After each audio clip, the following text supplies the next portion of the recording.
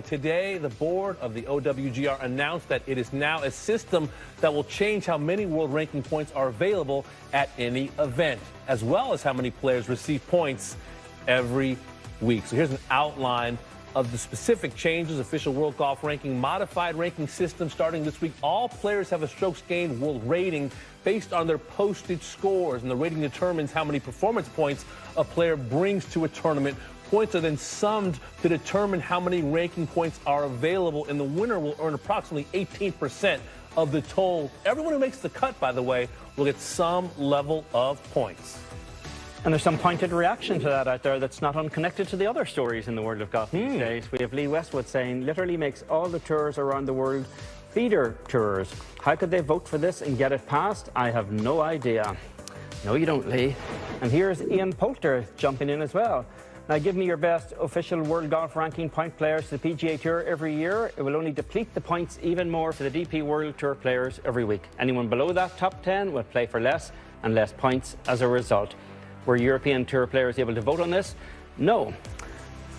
Which is, in the manner of live golf stuff, kind of a striking misrepresentation, because the DP World Tour was, with other smaller tours, the Asian Tour, the Sunshine Tour in South Africa, part of the technical committee on the World Golf Rankings, which came up with this system, issued its one-year notice a year ago that it was going to take effect. The board passed it, and now it's gone into effect starting this week. And a lot of this starts from the numbers that went around this morning, which compares the ranking points available at the FedEx St. Jude versus the ISP Handa on which is a co-sanctioned event, the LPGA Tour and the DP World Tour, because it's 68.5 points are available in Memphis, and over in Northern Ireland, it's 8.1. And that's not necessarily an apples-to-apples comparison, because we have an exceptionally strong field in Memphis. It's the top 125 players on the PGA Tour.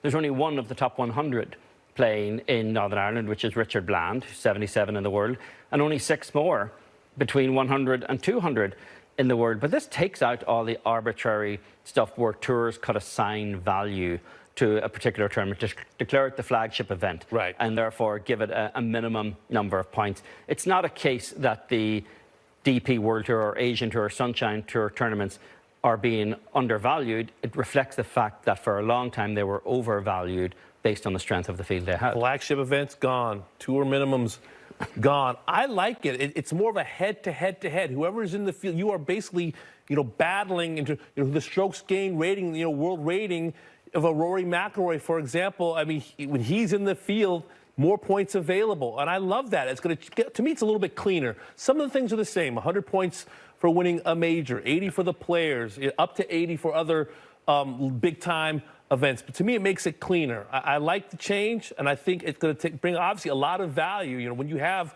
say, 48 of the top 50 or 50 of the top 50, as you see, for example, at a Players' Championship, there'll be a lot of world ranking points available. And I'm not sure that Westwood and Poulter's concern is 100% directed to the tour, to the DP World Tour. No, it's more about this issue of live golf needing world ranking points, and we can show you exactly how and why live golf is so desperate for those world ranking points. Because here, under this new system, if you just take a look on the left at some of the most vocal, committed members of the PGA Tour, this is the total number of points those 5 guys would bring to a tournament every week, 51.37. Look on the right at 5 of the more prominent players who are currently allied with live golf and the points total they would bring, because you ultimately earn points and increase your point value as a player based on who you are competing against. It's not merely the fact that you are showing up. It's you are showing up to play and compete against strong fields week in, week out.